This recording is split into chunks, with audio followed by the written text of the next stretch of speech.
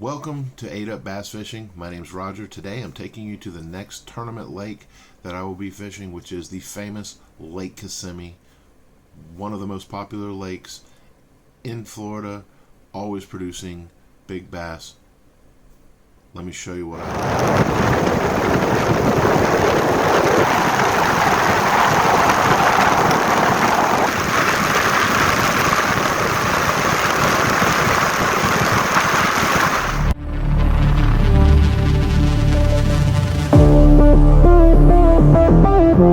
2022 has been an excellent year for bass fishing on Lake Kissimmee and the Kissimmee chain. Starting in February, the Bassmasters Southern Open took over 56 pounds for a 3-day total to win the tournament, including the single-day biggest bag of over 28 pounds.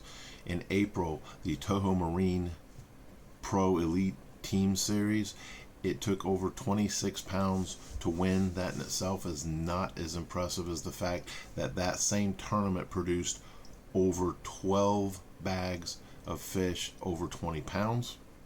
3 of those bags were over 25 pounds, resulting in the one bag over 26 pounds that won the tournament. There have been multiple bags caught in different events, over 30 pounds for a one-day total, 5 fish limit. The lake is producing in great numbers. This should be a lot of fun. Lake Kissimmee, over 54 square miles of some of the most diverse bass fishing in the state of Florida. This natural form lake is again, like many of the other Florida lakes, a very shallow bowl, subject to winds causing some pretty rough conditions at times. But when you get around the edges of Lake Kissimmee, you have such a diverse type of fishing that is available to you, from deeper water offshore grasses, including hydrilla and eelgrass, all the way up against the shore with the multiple layers of different kind of reeds and Kissimmee grass and other kind of vegetation brought in there. It makes extremely convenient travel lanes for your resident bass when it goes from summertime feeding offshore to time to spawn. It's a very diverse, very large lake. Many people find they never even need to leave Lake Kissimmee to have success in their tournaments. Okay, so here we go with Lake Kissimmee itself. As you can see, Lake Kissimmee is a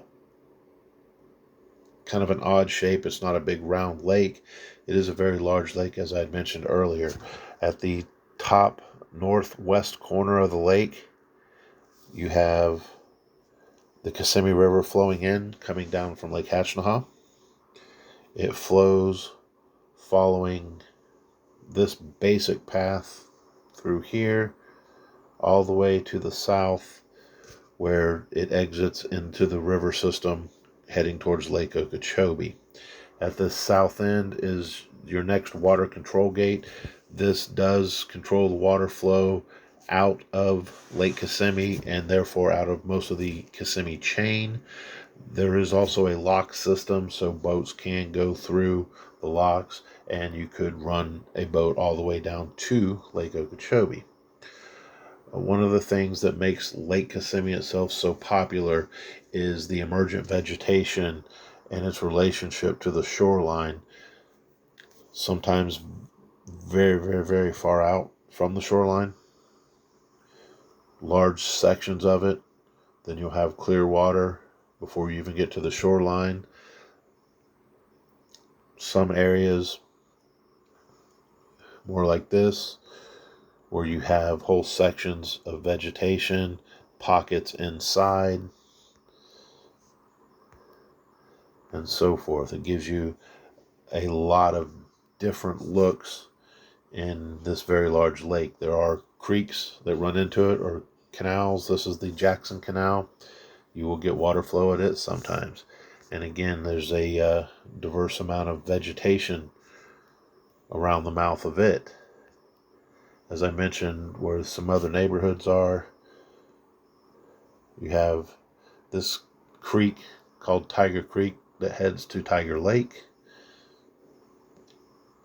You also have the Zipper Canal, not sure exactly how you pronounce that, but it takes you to a Lake Rosalie. And then, of course, the Kissimmee River itself flowing out to the north, heading up towards Lake Hatchinehaw. You have several different main points that people talk about, again, with the lake being in sections. North Cove being all this section here. Your main lake section, what people refer to as the main lake, would be all out in through here. And then starting on the south end of Brahma Island would be what they consider the south end of the lake. And when it talks about South Lake, is this area down in here where the river starts to tighten up and then eventually become into a canal that the Corps of Engineers have made and exit the lake. And again, this south end can be very popular. It can also be very different. As you can see, there's some deeper water, some shallow water, a lot of emergent vegetation. Just, you can spend multiple days just in this small little area. If you look at the whole scope of the lake, you can spend several days in this area finding and catching fish. Our tournament will actually be launching from Overstreet Landing, which is on the east side of the lake with Middleton's Fish Camp. They also run some airboats out of there. From there, you come out past two of the smaller islands, which would be Ox Island and Rabbit Island. Just to the north, at the entrance of North Cove, basically, would be Sturm Island. You have this area in between them that is referred to as the pig trails. This can get very clogged up with vegetation. Sometimes you can run through it and navigate through it. Sometimes you can't. But if you ever hear anyone talk about the pig trails, this is the pig trail. It's a cut through if you're going from the upper end of North Cove towards the Kissimmee River. Again, very diversified right up here at the top of the river, where you can see a lot of different types of vegetation. You can also find trees, brush piles, a lot of different type stuff. Of course, around the mouth here, depending on what they are doing, you get different amounts of water flow as the Kissimmee River flows in up here. You also, depending on rain amounts, these two that I mentioned earlier, neither are controlled by anything, so it would just be rain amount that would lead to water running in or out of those canals and creeks there. There are also a lot of nickname places that locals know of, such as Seven Palms, as I'm showing you here. These are all basic navigational points that people look at.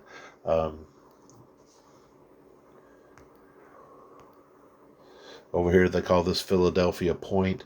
It is a very defined point, and again, as you zoom in on it, you can see it has its own diverse vegetation. In the middle of summer, when it's warm and the hydrilla really is topped out, this emergent vegetation will come, as you can see out here, it'll come all the way out here to nearly 9 foot of water.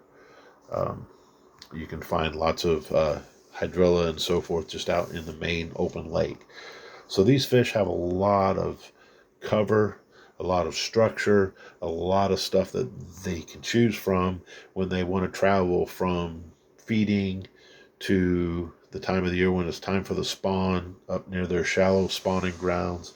And there are so many different types of vegetation depending on what side of the lake, what part of the lake. Again, another area in here is called Three Oaks. You have another area called 27 Palms. Again, with just massive vegetation, canals through them. There's trails and so forth between the vegetation, and you can go from 7-8 foot of water down to 2 foot of water very quickly, which again, when the spawn is on, you're going to find a lot of fish up in there. So really, it's a lake that can fish all by itself. Most of the time, you don't even need to go to any of the other lakes. A very big lake. You can fish a whole lot of boats and never even see another competitor. Then again, you can find some of the areas, and it seems like half the tournament is in a spot, and everyone's just taking their turn. So as you can see here, Lake Hatchinehaw is a third the size of Lake Kissimmee. The lake is 14.77 square miles. From the one end of the longest part of it to the other is 5.37 miles. It is about 1.93 miles at the widest part across that section of the lake, so definitely a smaller lake. Okay, so here we go with Lake Hatchinehaw. It's a kind of an odd shaped lake compared to some of the ones we've looked at so forth, with the river coming in here, the Kissimmee River, flowing through its channel here, and then back into the actual river channel, which takes you down to Lake Kissimmee. The rest of the lake goes from here, heading to the west, northwest, is completely separated from any kind of water flow, with the exception of a couple creeks that feed in it. These creeks are very small. A lot of times you can't even find them because they're so overgrown, looking at them from the water back towards the shoreline. Up in the end of the lake here, you do have a fish camp. You actually have a neighborhood. There's a lot of docks and so forth up in here, with a little bit deeper water. Sometimes in winter months you get a cold front that comes through. It's not a bad place to go hide out of the wind and work some docks and try and catch a few fish, because there are fish up in there. Most people seem to concentrate. Again, you have basically a reed lined lake going around. This area of the lake, in my experience, does not have a lot of offshore vegetation. It does have some shell beds, and certain times of the year you can find the fish schooling over them. But for the most part, most people seem to concentrate, if they're not fishing one of the few creek mouths, they seem to congregate in the smallest area of the lake, again, which is this Gator Cove, with the river flowing in and then back out of it. Um, a lot of different vegetations in here. You get clumps of hyacinths that blow in and stack up.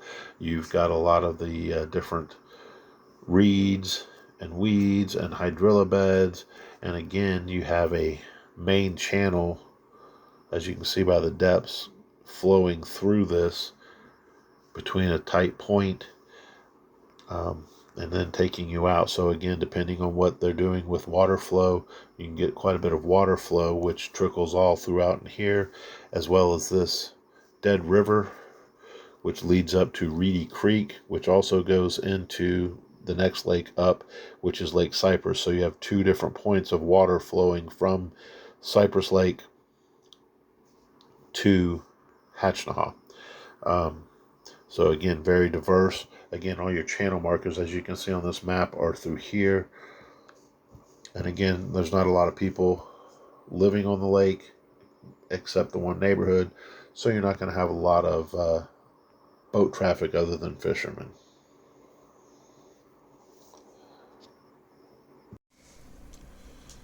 Cypress Lake is considered a private lake. The land around the lake is all privately owned with the exception of one public boat ramp. The Kissimmee River flows through the western corner of this pear-shaped lake, where it comes in at the top of the pear kind of and then heads out. Cypress Lake is considered, on many maps, a private lake. All the surrounding areas on this one are all privately owned. There is no state forest. The only public area is this one boat ramp right here and small park. Everything else is surrounded by private property. So this boat ramp or the Kissimmee River itself are the only way you're getting to Cypress Lake, which I find funny that they call it a private lake when you have the Kissimmee River, which is part of the whole water system for the state of Florida and basically the United States, flowing through it. It's kind of a pear-shaped lake. This lake has a lot of offshore grass, hydrilla, some eelgrass mixed in with some of your different vegetations getting up in here, trails through the vegetation. Very weedy lake. As the river comes in here, kind of through this bottom corner where it exits out heading to Lake Hatchinehaw. As I mentioned, in Hatchinehaw you have this Reedy Creek which feeds between the two lakes as well. So those are your two outflow points. Over here, just south of the boat ramp, you have this canal which feeds up into a lot of farmland, and it's actually the old original Canoe Creek, but a lot of it has also been cut into a canal. Takes you up to a Lake Gentry. There are water control devices, so you cannot boat between the two lakes. Again, it's a shallow bowl of a lake. There's not a whole lot of water depth except for the channels where the water comes in and out, but a lot of offshore submerged vegetation, a lot of different opportunities.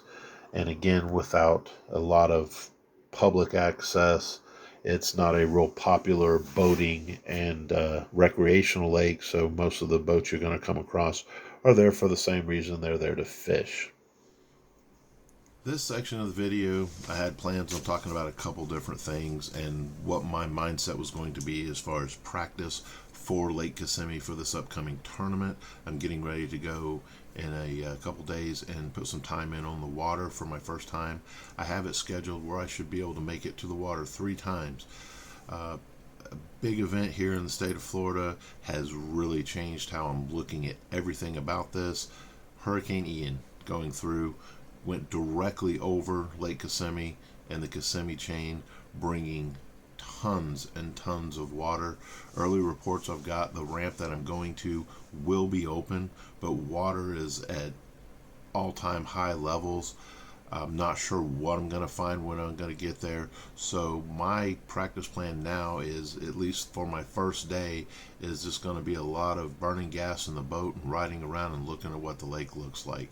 Again, as I've mentioned earlier, it is a big lake, so this will be fairly time consuming, but it's really hard to make any kind of plan until I can actually see how far back this water has gone, how high it is, and what they're doing as far as water flow, whether they're keeping a lot of it in because they don't want to send it down to South Florida where it can leave Lake Okeechobee heading towards the southwest end of Florida where they've had huge damage, or if they are still getting some of it out and letting it go down to Lake Okeechobee. So all this will have to be found out. It's really changed my whole plan on everything. I'll give a little bit more updates on everything on my next video from the water. Well, everybody, thank you for watching. I really appreciate everyone taking the time to take a look at these videos that I'm making here at 8 Up Bass Fishing. I would appreciate if you would subscribe, like, comment, turn those alerts on so when the next video comes out, you know it's there to watch.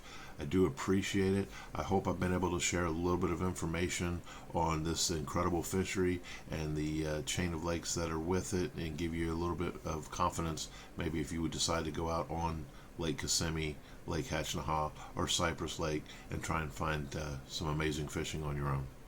Again, thanks for watching. Subscribe below, like below. I appreciate you.